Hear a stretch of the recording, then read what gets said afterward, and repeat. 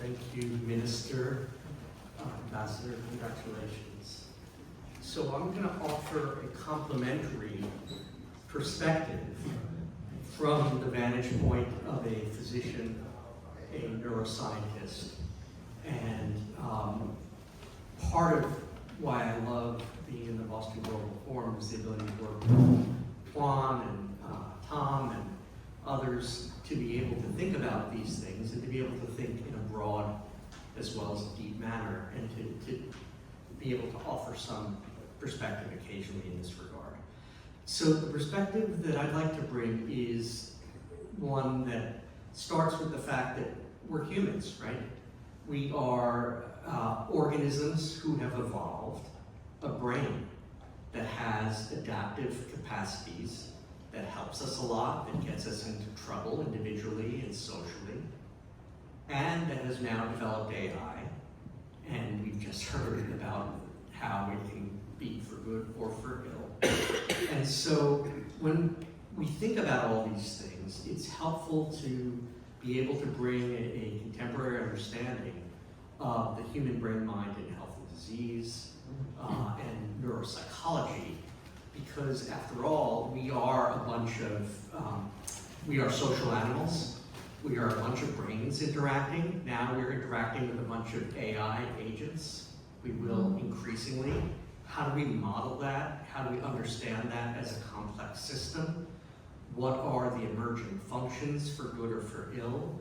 What are the dangers and the possibilities that we can bring?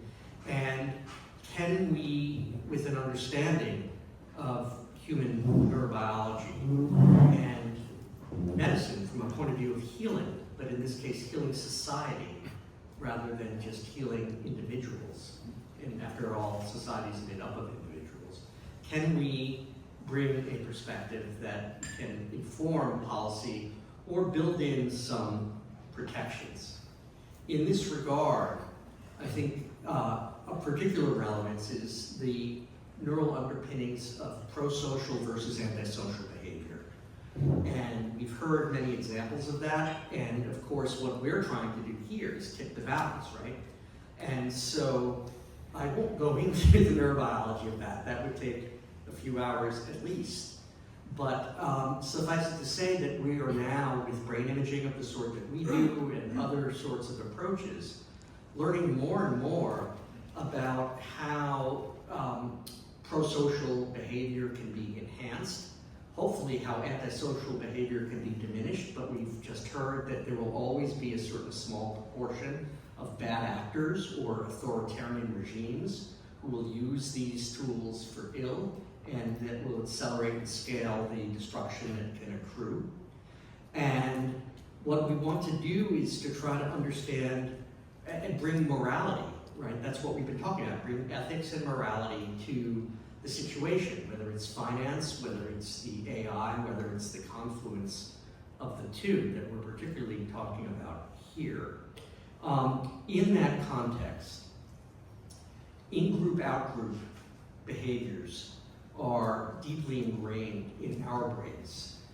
They are adaptive when you're in a tribe, and you have to maximize the good for your tribe members and be worried about the tribe across the mountain who may come and take all your resources and more. But we have that deeply embedded in us, and unfortunately, demagogues and authoritarians are beautifully equipped because of their own pathology, I would say, to stimulate the areas in our brain that are associated with fear or, in certain cases, reward, and can actually create in-group, out-group groupings that needn't be there and that end up causing a tremendous amount of hate, violence, destruction, and on and on. And so, essentially, I'm just going to make a plea that as we engage in this discussion and these actions moving forward, that at a place like Harvard and beyond, we can avail ourselves also, in addition to all the brilliance in this room around the technology, the politics, the diplomacy, etc., the science, that may help to put a moral compass into AI. The more we understand about what a human moral compass is in the brain and how it can go awry and how we might write it again. During the discussion, perhaps we can also hear a bit from Professor Klippinger, with whom I'm working on some of these ideas. He's on the sort of technical side and social side of this, and including some ideas about finance, but I'll leave it with that and look forward to the discussion. Thank you very much.